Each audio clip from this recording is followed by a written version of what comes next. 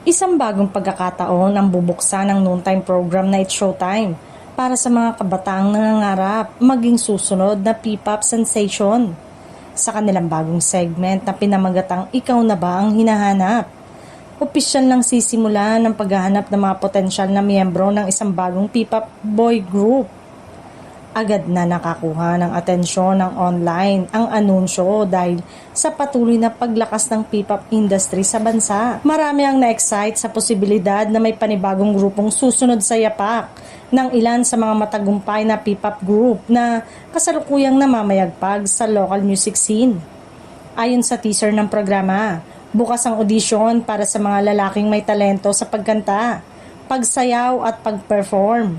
Hahanapin ang kompetisyon ng mga aspiring idols na may karisma, disiplina at potensyal na maging bahagi ng isang world-class P-pop group.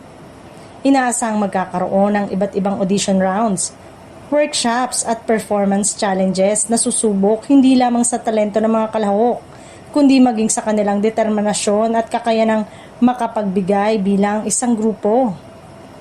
Marami namang netizen ang nagpahayag ng suporta sa bagong segment ng It's Showtime, lalo na ang mga tagahanga ng P-pop na sabik makakita ng mga bagong artist na maaaring magbigay ng panibagong kulay sa industriya ng musika sa Pilipinas.